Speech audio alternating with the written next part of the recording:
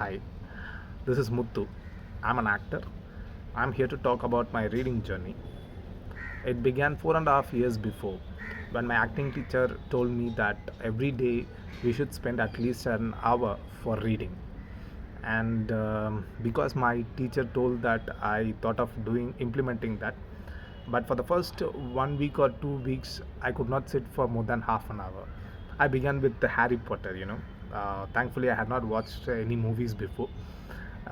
Maybe except for the first part, I haven't seen any Harry Potter films. So it was like there was no spoilers. Also, I didn't know much about it. So I began with Harry Potter.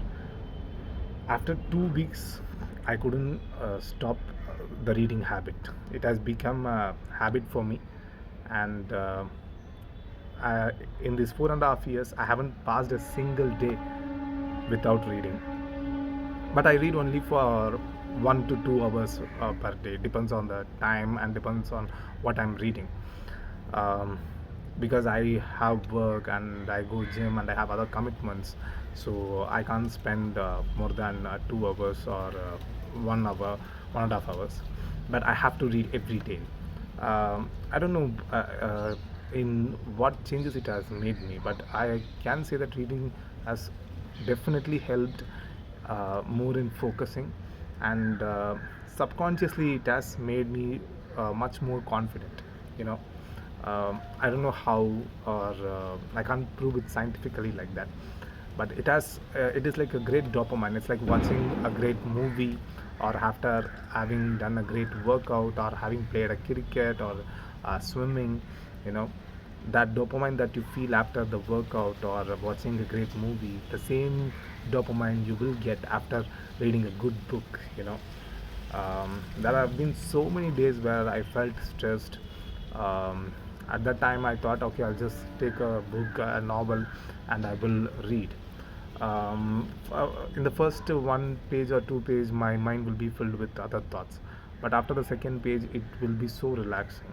you know some people get dopamine in workout, or some people get dopamine in eating. I can say for me, reading is also one of the dopamines for me. I also read non-fiction, but I can't spend more time in non-fiction because you want to take away in non-fiction whatever you have learnt. So I have read non-fictions like Psychology of Money and The Power of Your Subconscious Mind, The Secret. But ever since 2021, I can't pass a single day without reading, whether it is a short book like The Housemaid, or 11/22/63, or whether it's a classic literature like 1100 page War and Peace by Leo Tolstoy, or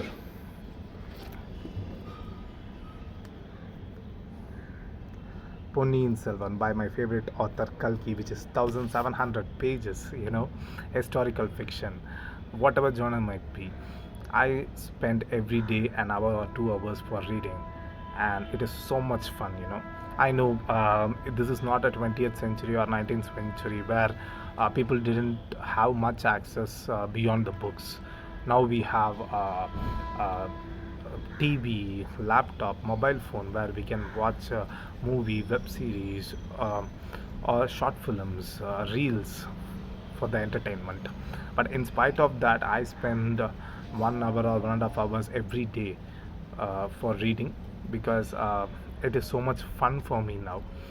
And I remember 2 years before, I was shooting for a movie.